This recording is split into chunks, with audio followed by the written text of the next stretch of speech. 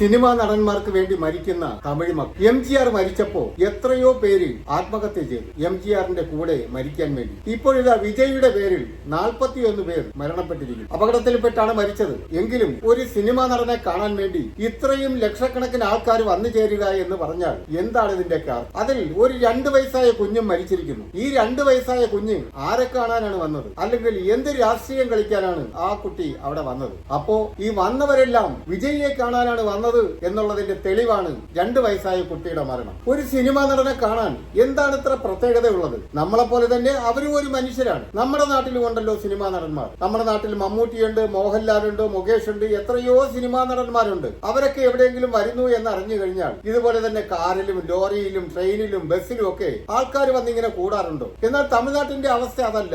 ഏതെങ്കിലും ഒരു സിനിമാ നടൻ വരണമെന്ന് അറിഞ്ഞു കഴിഞ്ഞാൽ ലക്ഷക്കണക്കിന് പേര് ഏതെങ്കിലും സ്ഥലത്തുനിന്നൊക്കെ വന്നു ചേരുകയാണ്, അവിടെ കൂട്ടം കൂടുകയാണ്. നമ്മുടെ നാട്ടിൽ പണ്ടൊരിക്കൽ പ്രേമനസീർ ഇതുപോലെ ഒരു രാഷ്ട്രീയം കളിക്കാനൊക്കെ ശ്രമിച്ചു. എന്നാൽ അതൊരു വൻപം പരാജയമാണ്. കാരണം മലയാളികൾക്ക് അത്തരം കാര്യങ്ങളിലൊന്നും വിശ്വാസമില്ല. എങ്കിൽ തന്നെയും നമ്മുടെ മലയാളികളായ ആൾക്കാർ 2-3 സിനിമാ നടന്മാരെ വിജയിപ്പിച്ചിട്ടുണ്ട്. അതിന്റെ പരിണാമ ഫലങ്ങൾ നമ്മൾ അനുഭവിക്കുന്നുമുണ്ട്. ഒന്ന് ഇന്നസെന്റ്, അദ്ദേഹം മരണപ്പെട്ടു പോയി. പിന്നെ ഒന്ന് മുകേഷാണ്. അത് കഴിഞ്ഞതാ സുരേഷ് ഗോപിയെ കൂടി തൃശ്ശൂരുകാര് ജയിപ്പിച്ചു വിട്ടു. അവരുടെ അഭിനയങ്ങളും ജാടകളും ഒക്കെ കാണാനാണ് മലയാളികളുടെ വിധി. എന്നാൽ മലയാളികളൊന്നും ഇത്തരം പ്രധാനപ്പെട്ട സ്ഥാനങ്ങളിലേക്കൊന്നും ഒരു സിനിമാ നടന്മാരെയും വിജയിപ്പിക്കില്ല എന്നുള്ളത് 100% ഉറപ്പാണ്. സുരേഷ് ഗോപിയെ അദ്ദേഹത്തിന്റെ ഒരു പാപ്പരത്വം കണ്ട് അല്ലെങ്കിൽ തന്നെ മറ്റുള്ള മനുഷ്യരോടുള്ള ഒരു സഹതാപം കൊണ്ട് ഒരു ചാൻസ് അദ്ദേഹത്തിന് കൊടുത്തത് മാത്രമാണ്. മുകേഷ് ആണെങ്കിലോ 2ാം തവണയും ജയിച്ചു. അതൊരു ശക്തമായ രാഷ്ട്രീയ പാർട്ടിയുടെ പിൻബലമുള്ളത് കൊണ്ട് മാത്രം അദ്ദേഹം രക്ഷപ്പെട്ടതാണ്. ഒരു സിനിമാ നടൻ എന്നുള്ള രീതിയിൽ ഒരിക്കലും അദ്ദേഹം വിജയിക്കില്ല എന്നുള്ളത് കേരളത്തിൽ 100% ഉറപ്പാണ്. എന്നാൽ തമിഴ്നാടിന്റെ അവസ്ഥ അതല്ല.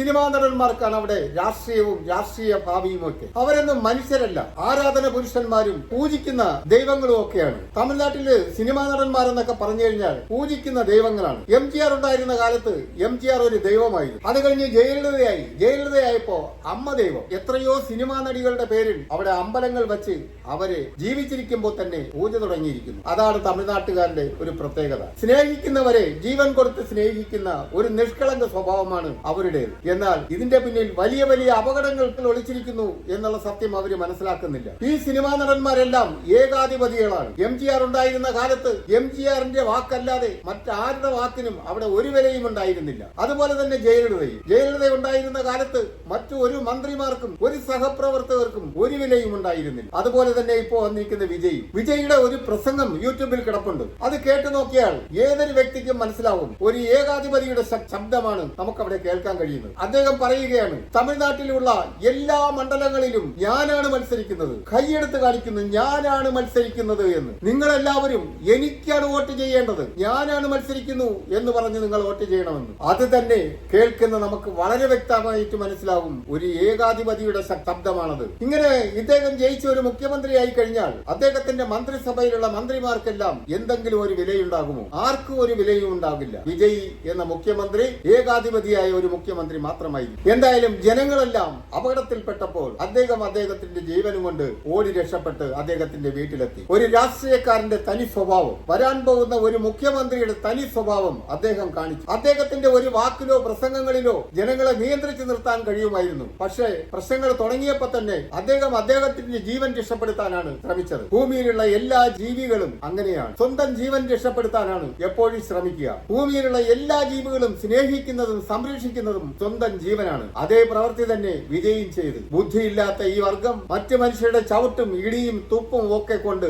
മരിക്കുകയും ചെയ്തു. 41 ജീവനുകൾ വിജയിക്ക് വേണ്ടി അവിടെ നശിക്കപ്പെട്ടു. 41 ജീവനുകൾ വിജയിക്ക് വേണ്ടി അവിടെ ഹോമിക്കപ്പെട്ടു. വിജയിയാണെങ്കിലോ അത്ഭുതകരമായി അദ്ദേഹത്തിന്റെ വീട്ടിലെത്തുകയും ചെയ്തു. നാളെ ഇദ്ദേഹം മുഖ്യമന്ത്രിയായി കഴിഞ്ഞാൽ മറ്റ് മനുഷ്യർക്ക് അപകടങ്ങൾ ഉണ്ടാകുമ്പോൾ അദ്ദേഹം ഹെലികോപ്റ്ററിൽ അടുത്ത രാജ്യത്തേക്ക് അഭയം പ്രാപിക്കും എന്നുള്ളതിന്റെ നഗ്നമായ തെളിവാണ് നമ്മൾ ഈ കണ്ടത്. തമിഴ് മക്കളെ, ഇനിയെങ്കിലും മനസ്സിലാക്കൂ, തിരശീലയിൽ കാണുന്നതൊന്നും സത്യങ്ങളല്ല, അതെല്ലാം വെറും അഭിനയങ്ങൾ മാത്രമാണ്. നമുക്ക് നഷ്ടപ്പെട്ട ജീവൻ ഒരിക്കലും തിരിച്ചു കിട്ടത്തില്ല. നിങ്ങളുടെ കുടുംബത്തിൽ നിന്നും ഒരാൾ നഷ്ടപ്പെട്ടു പോയിട്ടുണ്ടെങ്കിൽ അത് നഷ്ടപ്പെട്ടത് തന്നെയാണ്. ഇനി അതൊരിക്കലും നിങ്ങൾക്ക് തിരിച്ചു കിട്ടില്ല. നിങ്ങൾ ഇനിയെങ്കിലും ഈ കാപട്യക്കാരെയും രാഷ്ട്രീയക്കാരെയും സിനിമക്കാരെയും മനസ്സിലാക്കും.